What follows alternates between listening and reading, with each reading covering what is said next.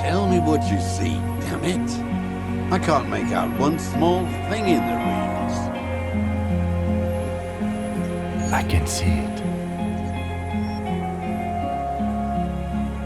4 simple words, thank God.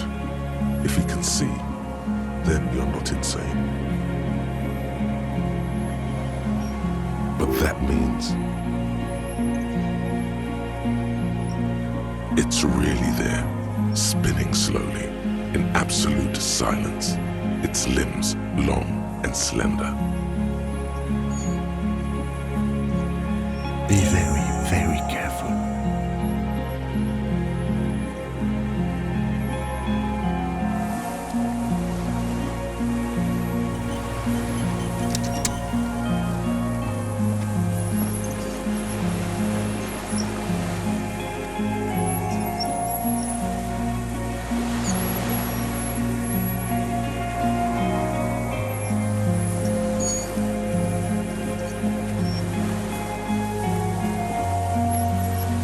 The creature stands on long stilt-like legs, antennae hanging from his head like a woman's hair, white and curled at the tips. It is no more than 5 steps away from you. Reed-like tufts stick out of its joints. As the insect moves its forearms, it produces a faint hiss, like a reel-to-reel machine spinning after the tape breaks. The hiss is different from the strings you heard before. It says something else in a lower pitch. Chick, chick, chick, s. Chick, chick, chick, s. It is.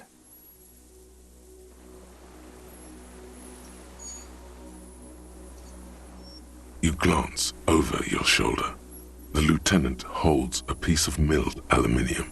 He begins to pull it open, extremely carefully. It's the camera. No, the flash will scare the creature off. Warn him now.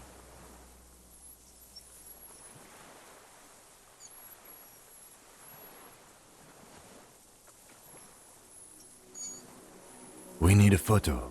No one will believe us. From the corner of your eye, you see a sudden cascade of motion ripple through the phasmid's limbs. A series of ultrasonic clicks fills your ear. With the sound of metal sliding against metal, the lieutenant reveals the lens. The glass glints in his hand as he begins to slide in an ampoule.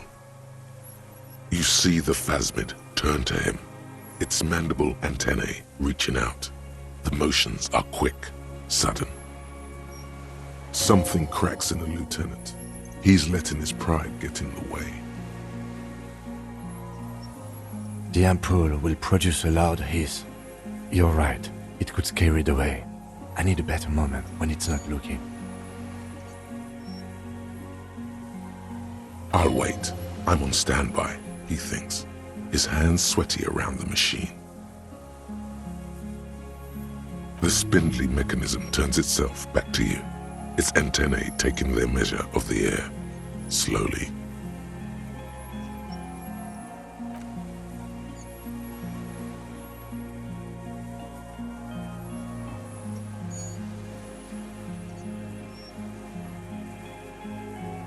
A sudden chirrup fills the air. The walking stick moves its whole body, limbs working independently of each other, like the parts of a masterfully constructed machine.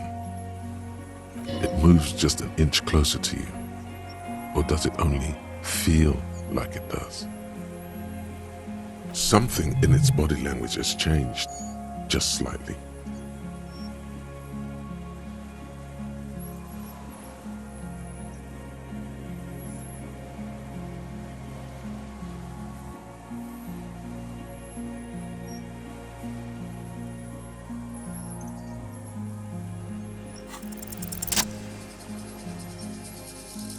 Slowly, with your breath held, you take 2 small steps toward the phasmid. The creature lets out a series of ultrasonic clicks, that swarm around your head like swallows. Like laughter, a sort of happiness.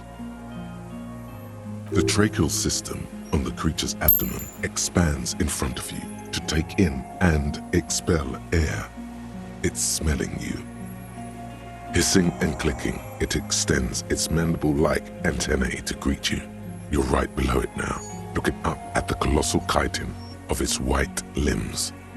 The head of the creature is crowned by reeds, and its eyes are like small droplets of water. Maybe it is real, the pheromone. About now, he is ready to believe in anything.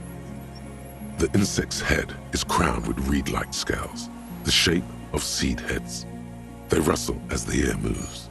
The ventricles at its abdomen continue expanding, like lunglets. Breathing you in, your sour, greasy semiochemicals on the breeze. The insect stops its stridulation, seeming to observe you. Below its crown of reeds, little pinprick eyes detect motion, glittering. The world stands still around you. Suddenly, there is silence. As you do, the invertebrate comes to life, its limbs moving independent of each other, as if each has a mind of its own. They are white, like stalks of porcelain, knitting above you, praying to you.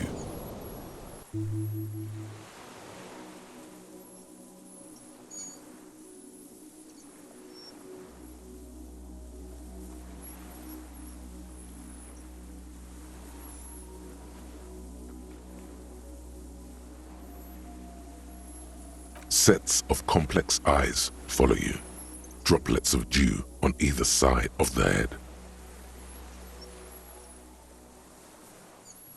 No reply. A total ancient silence comes from its mouth, along with what appears to be some kind of foam. The stridulations of its limbs continue all around you. You were right. Little bubbles form on the mouth parts of the creature, on its segmented lower lip. It looks to be foaming, slowly. The foam is white, then yellowish. The faintest smell, like you've never felt before, like burnt roses.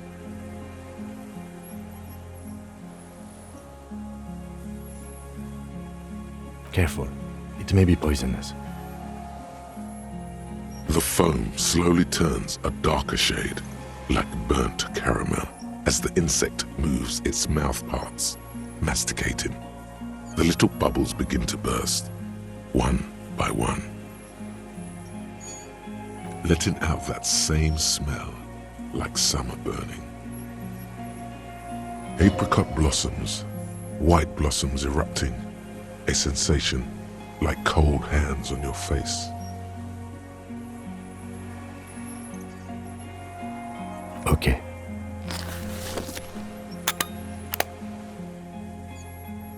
There is no change in the insect's motion while it's being aimed by the camera. It remains fixated on you. In 3. If it moves, you jump back. I'll shoot. Here we go. 3, 2, 1. The shrill flash of the camera cuts the air like the blade of a sword. The phasmid freezes in its bright light. Head turned toward the lieutenant, hypnotized by the flash. It stands frozen before you. I got it.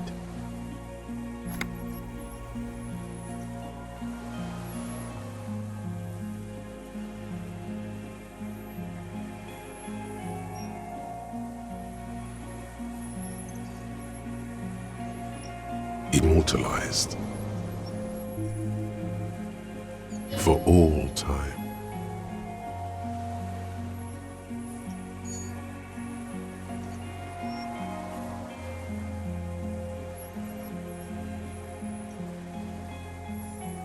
The antennae hang from a great height. With your hand shaking, you barely touch the tip of the left whisker. On contact, the chitin curls into a spiral, like the tip of a poison ivy. Its touch on your fingertip feels cold, ticklish. The sensation is electrifying, resounding through your body. It is surprisingly delicate, the curly end of the whisker, like a young vine. It's even a bit wet. Be careful, detective. It's moving.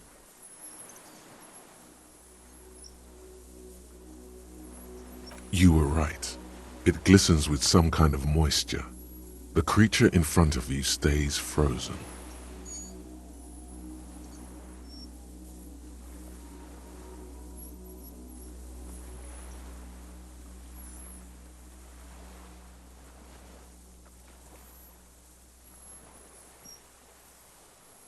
It tastes like sugar, very faint. The anthropod towers above you, tufts of reeds pointing from limb and head alike. Odorless, mostly comprised of water.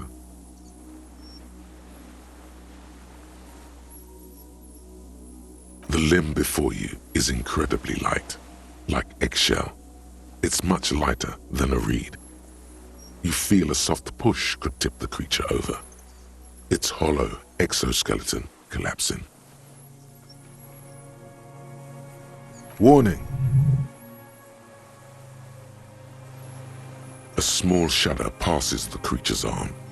High above you, its black pearl eyes still glisten, mesmerized by the light passing its nervous system. There is some kind of countdown happening as it slowly processes the overwhelming brightness of the signal. The invertebrate is regaining control. The stimulus overloaded it. It's passing like an extended moment or a gallstone.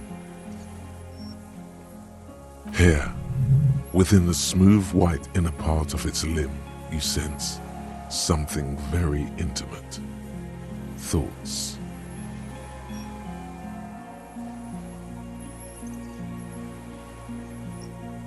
Another shudder passes through the forearm under your palm. Feels like blood pumping through a brain. It's coming to.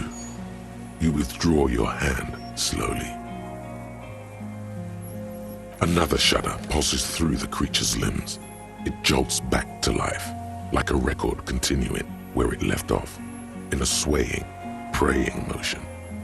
Even the small black pearls of its eyes do not stray from you.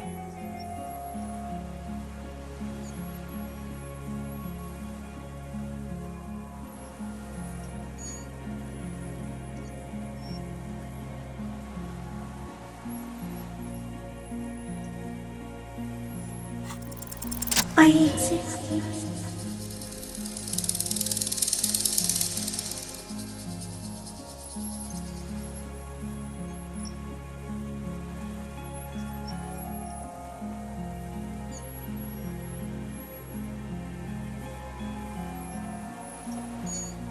Tell me what it's like for you.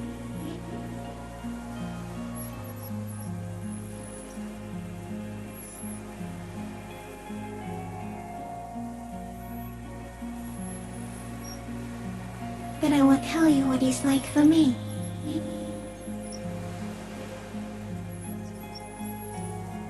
Fire? Where?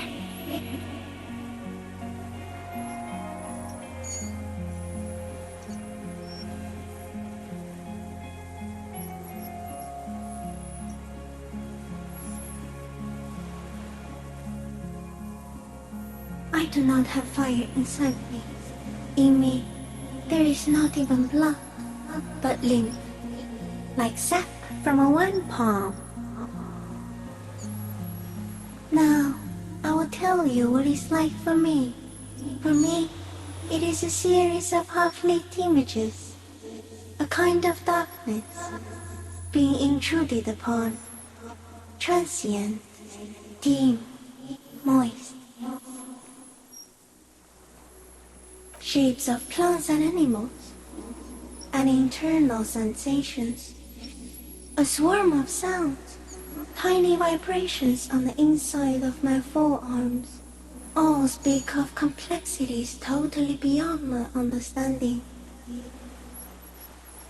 I am at the end of a narrow funnel, weightless, so light, it only feels like something to be me. In truth, perhaps I'm nothing. I certainly do not have a soul, and if I did, it would never burn.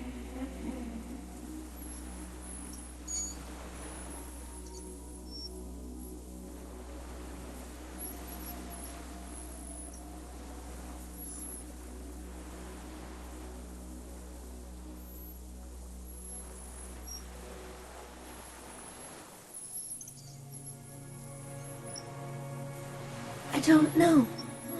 You're just a shadow for me. Far away, faintly transmuting, but for a curious smell.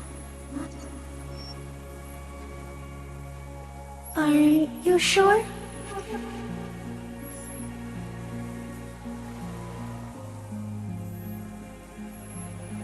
Sometimes, when molting, I will grow a lost limb.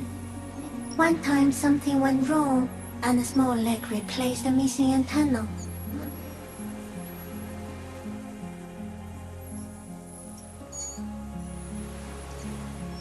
No, the leg tried to move around independently, making it hard to walk. Yes, thankfully someone ate it. The next time I molded, I grew an antenna again. So am I. I was born to detect sucrose rewards and semiochemicals. What were you born to detect?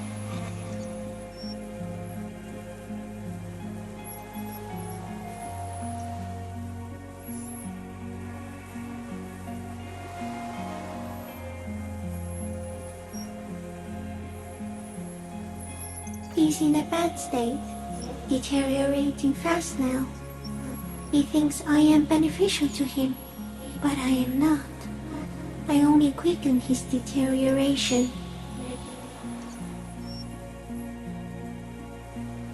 Very slowly, and only because he won't go away. It is meant to keep them from noticing me, to interfere with the pictures in their heads. But he has looked at me for too long, and I am destroying him.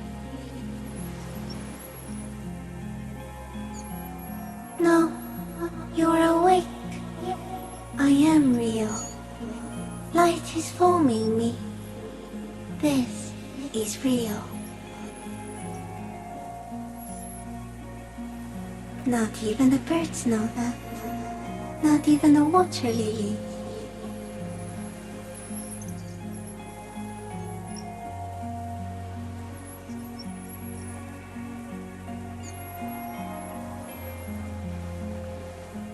You can also eat it. If it's a leaf, you can put it in your mouth. Yum yum. Or read. Wait, so...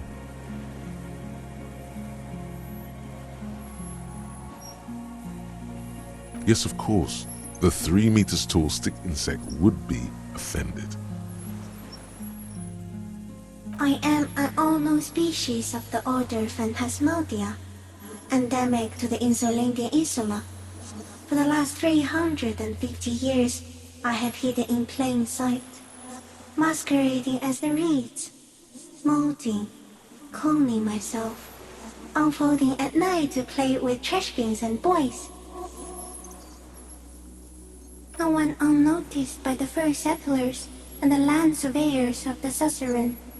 Also, by the soldiers of the revolution and the officials of the occupation. Even the Seminese islanders who came here first, but did not stay, have not seen me.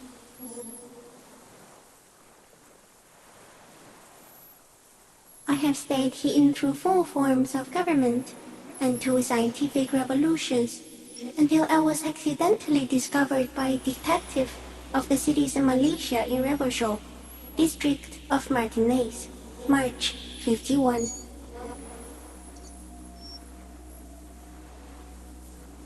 No, you are the miracle. It was you, coming from the west. From the whirling, you were coming.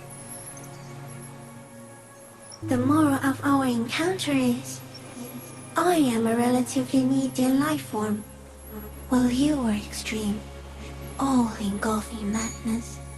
A volatile simian nervous system, ominously new to the planet.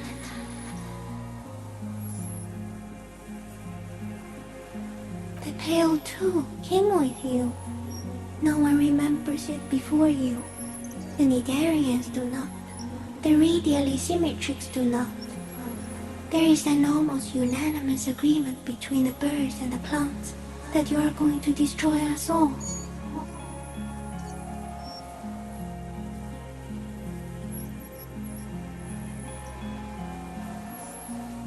It is a nervous shadow cast into the world by you, eating away at reality. A great, unnatural territory. Its advent coincides with the arrival of the human mind. You're a violent and irrepressible miracle. The vacuum of cosmos and the stars burning in it are afraid of you. Give me enough time, you will wipe us all out and replace us with nothing. Just by accident. We suspect it would be something like the oxygen holocaust that wiped out anaerobic life 2.6 billion years ago, when organisms first started breathing. Only much worse. Instead of air, you exhale thoughts. There are no trees that eat thoughts. Everything your eyes touch goes back there, behind the nose mirror. What if you blink? Are we still here? Please don't blink. What if he misplaces us all one day, or just forget?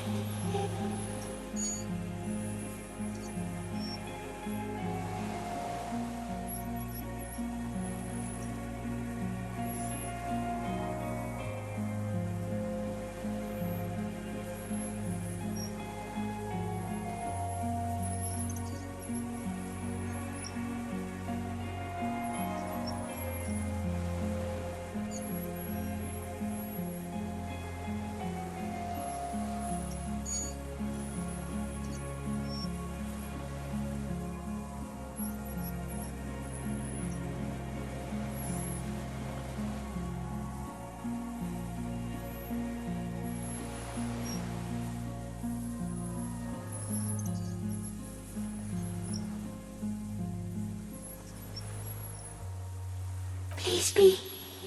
Or one day, one of you will close your eyes and sigh, and open them to see that none of this ever existed.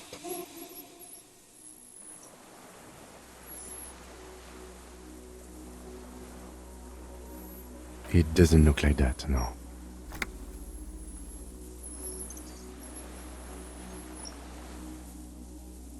You're just staring at it.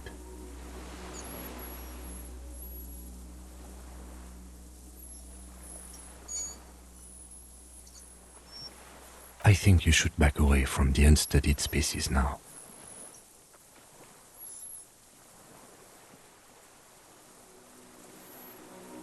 No, there is one more.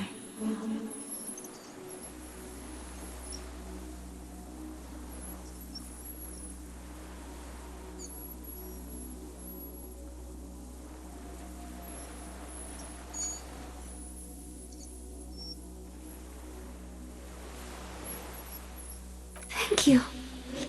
I also have one more thing to say to you. That woman, turn from the ruin. Turn and go forward. Do it for the working class.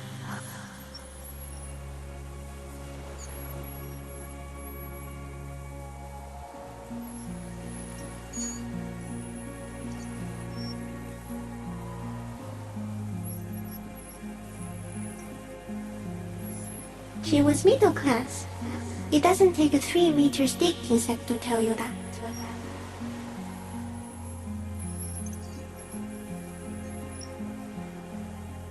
As you're turning away, the phasmid mirrors your movements.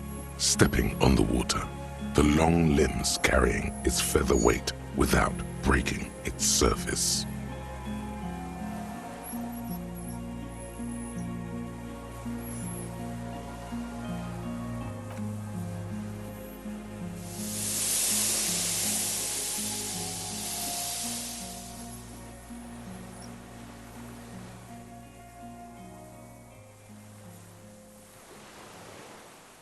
And just like that, it's gone, skating away across the sea's calm mirror like a skipping stone, leaving nothing but circles on the water. And something under it, in the place it stood, bobbing there among the reeds, a collection of items. It's gone.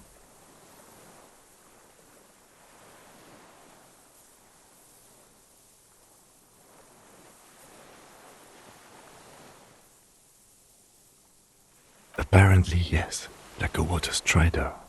Only, I've never seen anything like that in my life. Looks like a nest of some sort. We should have a look. What now?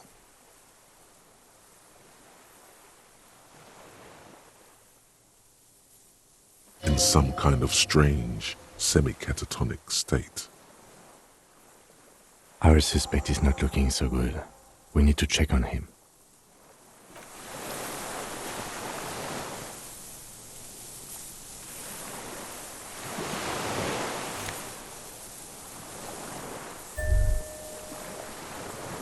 Brother, you've managed to collect all the armor pieces. Too bad it's too late for the big showdown.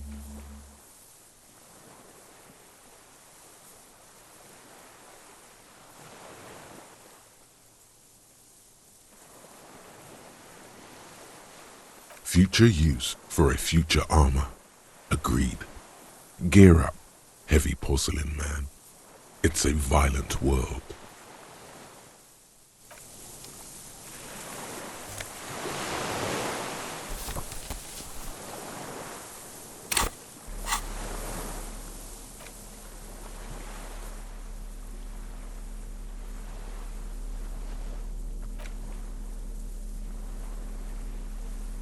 This passport, issued by the Sovereign Republic of Oranje, is issued to a black-haired woman called Katarzyna Alazie.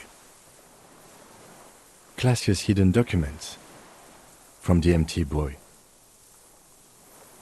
It's Clausia, with short black hair and glasses. She looks boyish, younger somehow. An old photo, before life came and did what it does.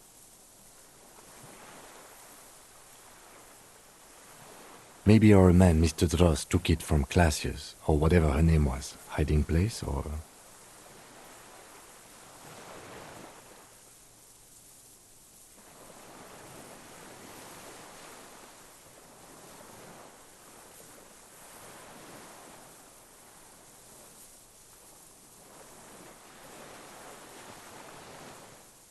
Like a magpie? What a coincidence. Then it would also have collected the other objects, which would be highly unusual.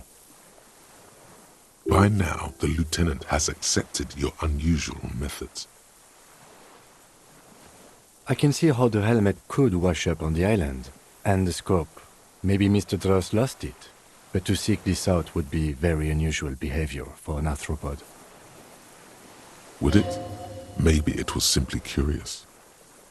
A curious octopus would do something similar, or even a cuttlefish.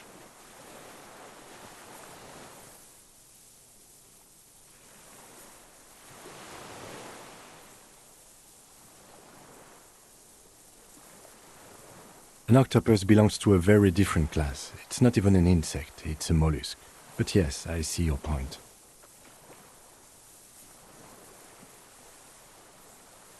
She said it would be for Anouk Meyer-Smith. Anouk Meyer-Smith. Katarzyna Alazie was supposed to be her real name, where Clausia comes from. Remember? God damn it. I told you she kept lying to you. She's probably lying to someone else right now, in another city.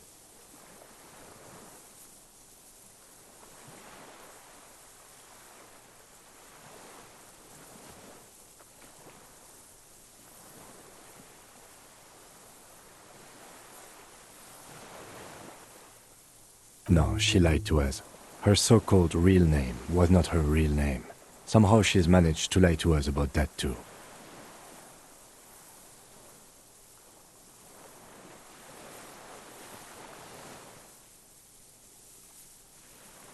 I don't know, but it's not Katarzyna Alasia or Klasia or Anouk Meyer-Smith. We didn't even scratch the surface with her, detective.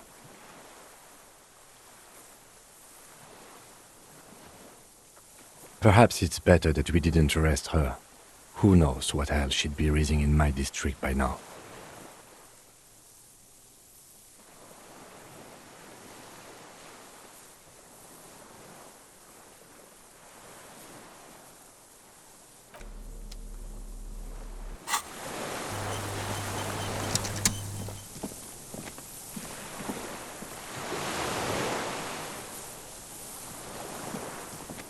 What is it? What do you want from me? I can't go. Something is very wrong with him now. See. Mr. Dross? The man does not respond. He keeps staring, black eyes glazed over and bulging from their sockets, his gap-toothed mouth shaking with fear and longing. Like an addict of some terrible substance.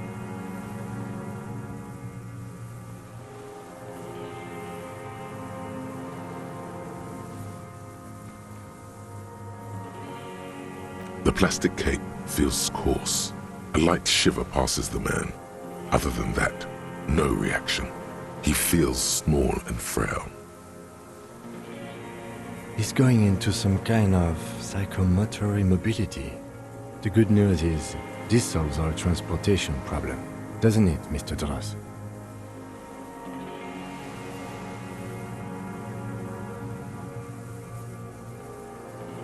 The trembling mouth appears to sigh.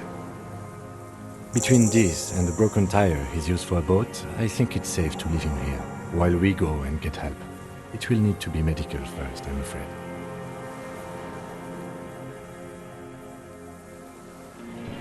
Old age and shock.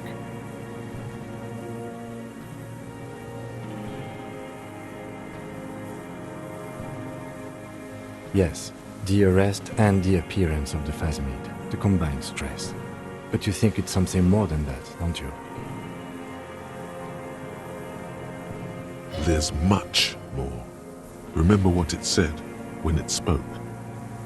Quite a few things about that health check you did on him make sense now.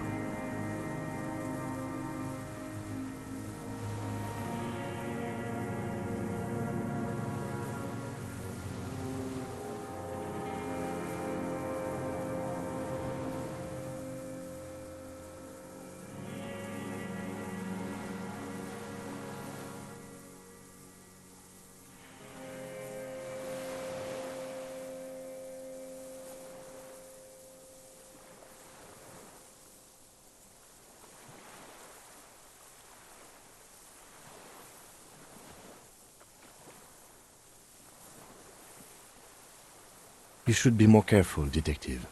Are you sure it wasn't having an effect on you?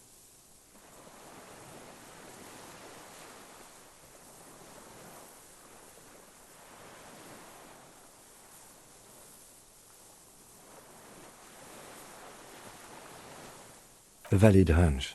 Long-term exposure to something like that could be neurodegenerative. Also, please be careful when approaching a known species in the future, detective. That could be part of the shock. But you're right, something is off here. Mr. Dross. No response.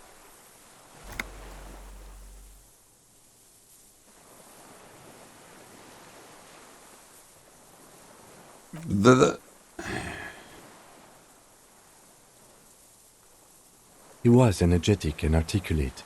After all these years alone, with little hygiene or medication, I would expect worse. It does not seem to be animated now it's left. Honestly, I'm ready to believe anything at this point. Maybe it is psychoactive.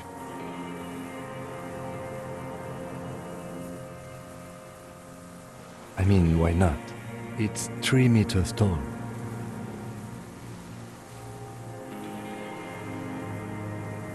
Like a drug?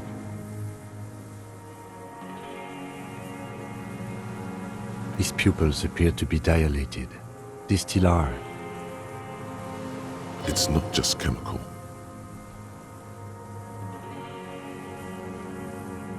The man shudders lightly, his eyes swallowed up by their pupils. You mean pheromonal?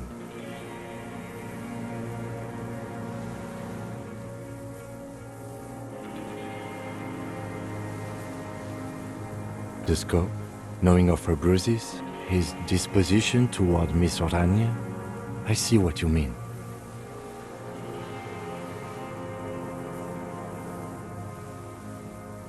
He did seem distressed when it finally came to arresting him, like he didn't want to leave this place, and the insect maybe. I have absolutely forgotten to take notes. I hope I remember all of this. This will be one hell of a report. Thank God we have the photo.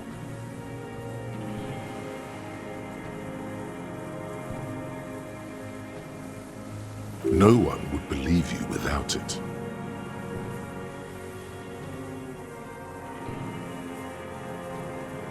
He stares into the reeds. Your words don't stir anything in him. Perhaps you should. Nothing. Just dull staring. Not even rage left, wherever he is. If Kuno kicked it into the sea, as he said he did, the ebb would put it back here. This makes sense. Mr. Dross could have picked it up. Or the Phasmid even. If it did, this is incredible. No reaction. His breathing is slow, and he appears very old all of a sudden. Around 80. This is an old man, at last. No longer a tin soldier, but the broken down remains of a man. Did you take this passport and other papers from a boy on the coast? The spirit. He hears us. The spirit? No reply. He's gone again. Try something else? We got him back for a moment. I lost. He turns his eyes to the reeds again, as he's done so many times. Beige and white stripes. He lost the scope. Then it somehow made its way over there. With the help of a magpie phasmid. This sight is a T9, Mr. Dross. Was it attached to the rifle when you made the shot? Silence. Not even a sigh. You've gotten all you will out of this poor being. The plastic cape flaps around his face in a gust of wind. His back is slouched and his mouth open. The blacks of his eyes are receding. His pupils are returning to normal. We should think about getting back to the mainland. To get help. He'll be safe here, if we don't take too long.